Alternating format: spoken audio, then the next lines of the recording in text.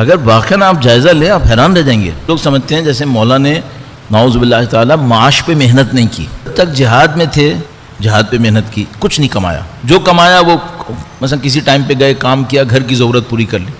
جب جہاد کا دور ختم ہو گیا, حکومتوں نے پابندی لگا دی کہ مولا مدینے سے باہر نہیں جا سکتے, تو مولا کیا گھر میں نعوذ باللہ تعالیٰ کچھ نہیں کر رہے تھے؟ پھر محنت مزدوری, بیابانوں کو آباد کر دیا, نخلستان لگا دیے, لاکھوں درخت اگائے مولا ام المومنین نے, لاکھوں درخت. اور زمین کا سلیکشن, یہاں پہ اگر ہوا زیادہ ہے تو یہ کرو, یہاں پہ اگر مٹی ایسی ہے تو یہ کرو. یہ امام کی روایتیں موجود ہیں. ایک روایت میں شاید میں نے پہلے بھی آپ کی خدمت میں عرض کی تھی, امام ایک جگہ سے تشریف لا رہے تھے, ایک آدمی آ رہا تھا اپنی زمین پہ سے, اور وہ سر جھکا کے بڑ بڑ کرتا ہوا آ رہا تھا. امام نے فرمایا کہ کیوں پریشان ہوں؟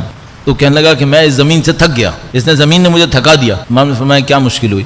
کہنے لگا کہ مثلا خیبر کی مالی غنیمت میں 8000 درہم میرے حصے میں آتے تھے, تو یہ زمین مجھے دی تھی کہ 8000 درہم کے بدلے تم یہ زمین لے لو. اس نے کہا میں نے زمین لے لی, اب میں اس زمین کے اندر کچھ کاشتکاری کرنا چاہتا ہوں, کیا کچھ نہیں اگتا ہے, اتنی تیز ہوا چلتی ہے, اتنی تیز ہوا چلتی ہے, سب اٹھا کے لے جاتی ہے. امام نے فرمایا کہ میں اس کا حل ہے, میں تمہیں حل بتاؤں گا اس کا. کہنے لگا مجھے حل نہیں چاہیے, میں تھک گیا ہوں اس سے. امام نے فرمایا زمین بیچ دو. کہنے لگا میں تیار ہوں. کتنے بیچو گے؟ کہنے لگا وہ جتنے میں مجھے ملی تھی نا اتنے میں ہی لے لو.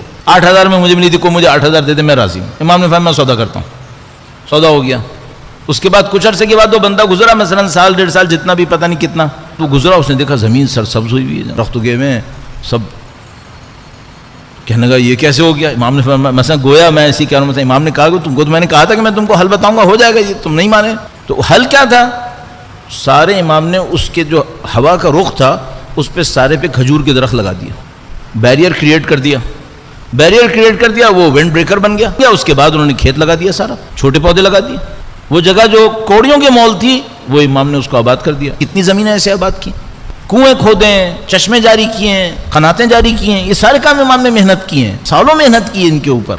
علامہ طباطبائی نے امامی کی سنت پہ عمل کر کے 10 سال تک تبریز جا کر کاشتکاری کی ہے. علامہ طباطبائی جیسے صاحب مصنف المیزان کے مصنف 10 سال تک کاشتکاری کی ہے, بالکل پلاننگ کے ساتھ. یہ زمین آباد کرو, یہ بلڈنگ بناؤ, یہ کرو, وہ کرو. کچھ باندھتے تھے, عصا ہاتھ میں لیتے تھے, گرمی سردی خزاں بہار انہوں نے جانا ہوتا تھا, ساری پلاننگ کے ساتھ کرتے تھے. جب امام کہہ رہے ہیں سبک بار بنو, تو اس کا مطلب یہ کہ تم کماؤ نہیں کماؤ.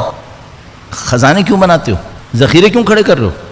پھر کیا کریں, اولاد کے لیے چھوڑ کے مر جائیں؟ اولاد کے لیے اتنا چھوڑو کہ دوسروں کے محتاج نہ ہوں, سست بھی نہ بنے.